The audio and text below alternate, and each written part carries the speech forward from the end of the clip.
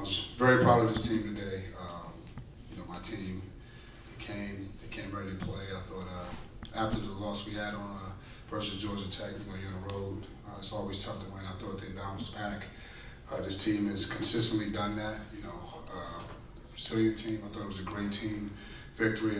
Chris Bell was unconscious. He kept us in the game in the first half, and I thought Quadir and Judah in the second half carried us along. I know Malik doesn't get a lot of credit sometimes, but I thought defensively, that last possession was huge. He held his ground, got a stop, and that's what we talked about, getting stops when we needed it. We knew that coming into halftime that NC State was going to make a push. They were going to put up the pressure, turn up the pressure, and I just thought once the game got tied and they took the lead, I thought our composure was a big key as we kept battling back, trading baskets, where we stayed composed and we took the shots that we could make. And I thought we kept pressure on them. I thought Judah made a huge shot at the end of the shot clock on that out of bounds play. But I was just really proud of my guys. Again, it was a way to respond, and they responded pretty much all year after having losses and then coming back and being able to respond. So especially on the road, but this is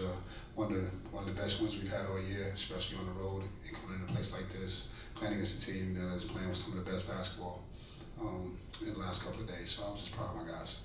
Questions? Adrian, I assume that you thought that they were going to try to take Chris out in the second half, and what was your sort of game plan for what you would do once that happened? We knew that they would tighten up on Chris. But I thought we just kind of stayed in what we were doing. We were trying to just take the shots that we normally take, and keep moving the ball. I thought, we tried to run a couple of plays to get them loose. They started switching on him. They were not going to let him get the shots again. But I thought he did a good job of keeping himself in the game, and he was a threat. They still had to guard him. So I thought he opened up some stuff for us, even when he wasn't getting the ball. So, last two games for NC State come down to potential game-winning shots. Both of them were taken by DJ Horn. Sorry. Did you know that? Were you guarding him? Was the intention to double team him, or what was the game plan, knowing that was probably going into his hands? Just solid. Don't foul. Make him take a tough shot. We had time. We had a timeout left. So again, we just didn't want to give up any threes. We knew one of the DJs was getting the ball, so we didn't know. We knew one of them was going to get it, but I just thought we did a good job of. Q did a really good job of staying in front of him and not biting on that shot fake, we got the stop we needed. And I thought Judah, on the other end, boxed out, got the rebound that we needed. You talked about just responding. Just how did your team respond, especially later in the second half? Like, what were they doing so well in those final minutes as NC State started making that comeback?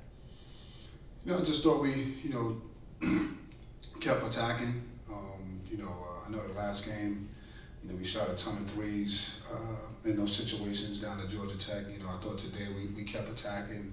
I thought Q came in and got, some extra possessions, offensive rebounds late. And then we got to the basket, we got fouled. I thought that even when they scored, we got it out quick. I thought that when we got it out quick and Q got the layup, that was huge. But I just thought we just kind of took the shots that we could make. I thought our shot selection was better down the stretch this game. Yeah. And just with the end of that Louisville game, you mentioned just that quick inbound pass. Was it the same thing today at the very end? It was. We were trying to get the ball out quick.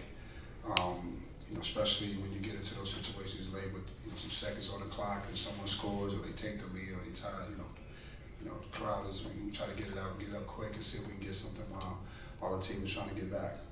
Adrian, can you just speak to the tenacity of Quadir today, particularly in the second half when he just was sort of relentlessly going after every ball and trying to score it?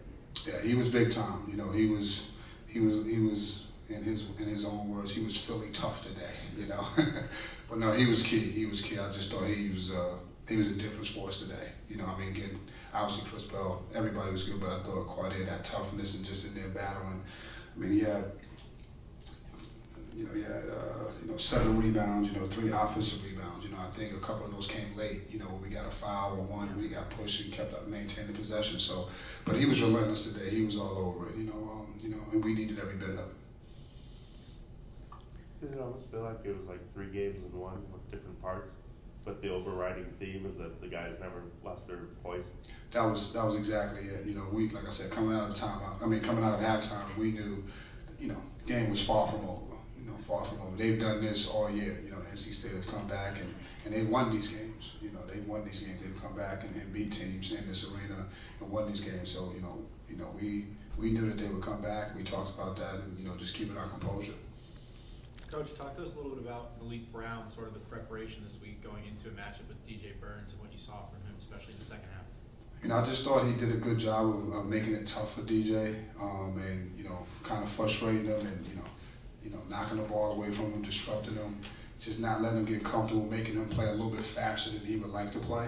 You know, even some of the shots that he made, you know, those were tough shots, and they were in the paint. We knew he's a good player. You know, he's going to get his points. You know, but again, you know, Malik's all year he's really held up his opponents all year long. He's really made guys work. You know, I think he's one of the best, you know, defenders in our league and in the country. You know, he made DJ work again. 8th straight game where you guys have been out-rebounded by your opponent. You mentioned Quadir came in late and grabbed some big offensive rebounds, but in general, how have you assessed how your team has been rebounding recently, and have things gotten any better through the end of this recent stretch? Well, I thought today, you know, the gap was, you know, about 2, you know, 32-30. Again, we get turnovers, so you know, we had, you know, 11. We created 11 turnovers, so that kind of offsets it. But I think the thing for us is being able to battle. You know, the number can't be so big, and a lot of it sometimes is our offense as well. You know, our offense. But I thought today it was a really good sign. We got 10 offensive rebounds today, so that was huge for us. Time for one more. As you get towards the end of the season, what are some of the biggest things that you puts a smile on your face about your team? No, I think I said it earlier. I think you know, Donna, she knows this. You know, when we lose, you know, our fans, it's over. Everything is over. You know, and with this team right here, you know, they don't buy into that. They come back and they battle. So, you know, the one thing that makes me, you know, confident, they're gonna come and play every game.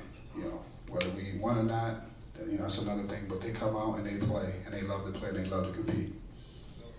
Thanks. Thank you. Our locker room's open when we get there.